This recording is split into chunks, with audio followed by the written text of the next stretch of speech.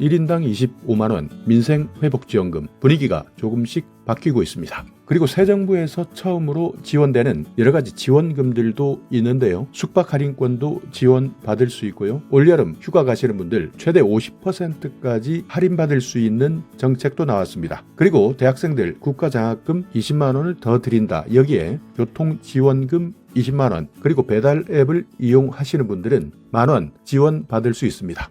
안녕하세요. 임플란트 타이거입니다. 6월에 챙겨봐야 할 정보 정말 많습니다. 그 중에서 핵심적으로 챙겨봐야 하는 정보는요. 일단 첫 번째는 추가경정예산 전국민 모두에게 25만원씩 골고루 지급하겠다는 추가경정예산. 이 부분 정말 많은 분들이 관심 가지고 있는데요. 현재까지 상황 말씀드리고요. 또 하나는 여행 숙박 할인권 발급이 시작되었습니다. 7월 17일까지인데요. 이 날짜 놓치지 마시고 국내 여행 숙박 할인권 지급 받으셔야 되고요. 또 혹시 올여름 성수기 휴가를 계획하고 있다면 자연휴양림 어떻게 접수하는지 꼭 확인해 두셔야 되고요. 여기에다가 최대 50%까지 할인받을 수 있는 제도, 그리고 국가장학금 학기당 최대 20만 원 더 받을 수 있고요. 또 저소득층입니다. 주거안정장학금을 받을 수 있는데요. 학교가 먼 학생들 최대 20만 원까지 받을 수 있는 방법, 여기에 어르신들 코로나19 무료 예방접종 아직까지 받지 않으셨다면 이 내용까지도 체크하셔야 됩니다. 자, 일단 가장 많은 관심을 가지고 있는 추가경정예산 전국민 25만원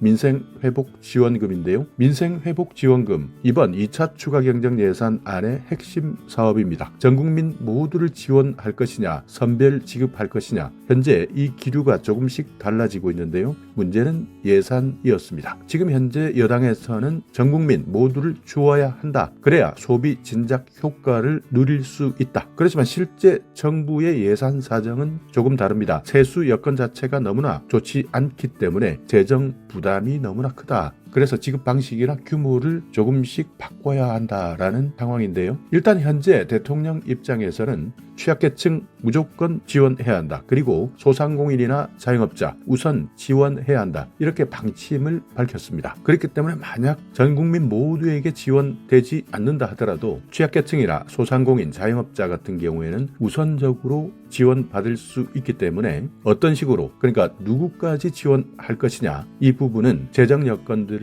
고려해서 선별 지급도 가능하다라는 입장으로 조율되고 있다는 겁니다. 물론 여당에서는 전국민 일괄 지급 방침을 아직까지는 유지하고 있습니다. 그렇지만 막상 정부의 곡간을 확인해보니 실제 예산 여력이 많이 달랐던 겁니다. 만약 1인당 25만 원 지원한다면 현금이 아닌 지역화폐 형태로 지급하는 방식이 현재는 가장 유력하게 거론되고 있습니다. 그러니까 지역사랑상품권이나 지역화폐를 특정 계층입니다. 아까 말씀드렸던 취약계층에게 무상 지급하겠다. 그래서 소비를 유도하겠다는 건데요. 그러다 보면 자연스럽게 소상공인 매출도 늘어난다. 그래서 경기가 활성화될 수 있다는 겁니다. 그러니까 지역에서만 사용할 수 있는 지역화폐를 주게 되면 지역 경제 자체가 많이 회복될 수 있다라는 구상인데요. 이번 2차 추경 가장 핵심 사업이 전국민 25만 원 일괄 지급이냐, 취약계층 중심의 선별 지급이냐, 이 내용이 애초에는 모두에게 지급한다던 방향에서 예산을 고려해서 선별 지급도 가능하다라는 방향 모두 고려되고 있는 상황입니다. 아직까지 민생회복지원금 어떻게 지급할 것이냐, 지급 방식, 규모는 확정되지 않았습니다. 만약 1인당 25만 원씩 모두에게 줄 때는 민생회복지원금 예산만 13조 정도 들어갈 것으로 예상되고 있습니다. 전체 추가경정 예산 20조 플러스 알파 정도 되는데요. 만약 이렇게 25만 원 일괄적으로 모든 국민에게 지급할 때는 절반 이상입니다. 절반 이상이 단일 사업, 그러니까 지역화폐 사업에 투입될 수 있다는 의미인데요. 이렇게 되면 다른 추경 사업들의 예산들은 오히려 줄어들 수밖에 없다. 그래서 비효율성이 생길 수밖에 없는데 이것이 과연 효율적인 예산 집행이냐라는 문제를 놓고 현재 고민하고 있는 상황입니다. 현재 우리나라 국가 채무 비율 48.4%까지 확대되었다고 합니다. 여기에 이번에 20조 이상을 추가로 국채를 발행해서 만약 예산을 조달했을 때는요, 우리나라 국가 채무 1,300조를 넘어설 수 있다고 합니다. 그렇기 때문에 이번 추가경정 예산 취약계층과 소상공인을 우선 지원하라, 이렇게 대통령의 지시사항이 있었기 때문에 기존에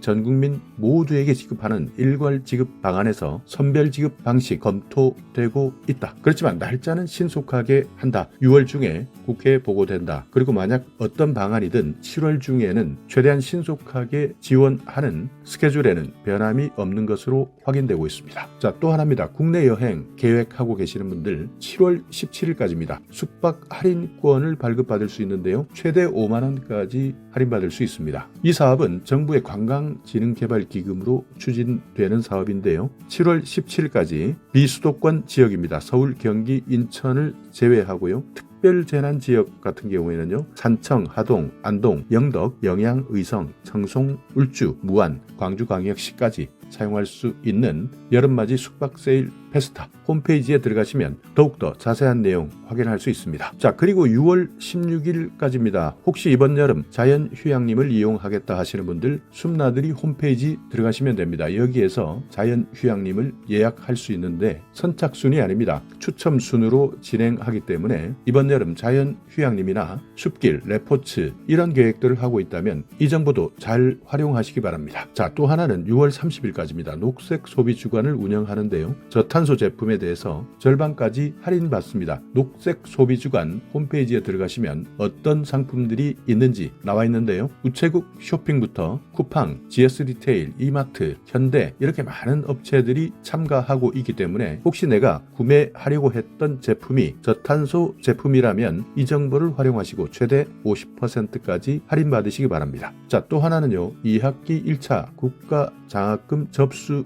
기간입니다. 6월 23일까지인데요. 학기당 최대 20만 원을 더 지원받을 수 있습니다. 한국장학재단 홈페이지에 들어가셔서요. 2025년 2학기 국가장학금 1차 신청 확인하시면 바로 신청할 수 있습니다. 대상자분들은 이 기간 놓치지 마시기 바랍니다. 자, 또 하나는요. 학교가 먼 학생들입니다. 저소득 학생들이 학교가 멀다 할 때는 최대 20만 원까지 지원받을 수 있는데요. 2학기 1차 주거안정장학금도 신청하시기 바랍니다. 자, 그리고 코로나19 무료 예방접종인데요. 65세 이상 어르신입니다. 1959년 12월 31일 이전 출생하신 분들인데요. 접종 일정이 연장됩니다. 이번 달 말입니다. 6월 30일 월요일까지 접종 일정이 연장되니까 코로나19 아직까지 65세 이상이면서 예방접종 하지 않았다면 반드시 확인하셔야 됩니다. 1959년 12월 31일 올해까지는 65세 이상은 1959년 12월 31일 이전 출생자입니다. 자, 그리고 또 하나는 최근 알고 있는 사람들만 받을 수 있는 혜택인데요. 공공배달 앱입니다. 일반적으로 우리가 사용하고 있는 배달 앱이 아니라 공공기관이 운영하는 앱을 사용할 때는 3번 이상 주문하게 되면 만원 상당 소비자 쿠폰을 지급해드립니다. 이것은 선착순인데요.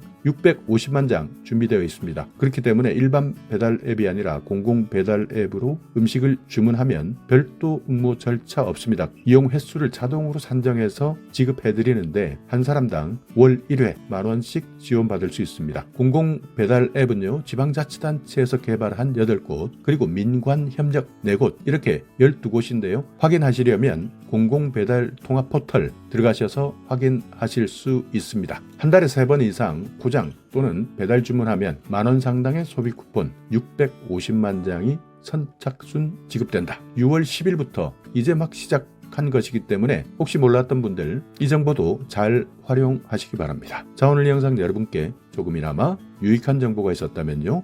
오늘도 구독 그리고 좋아요 부탁드리겠습니다.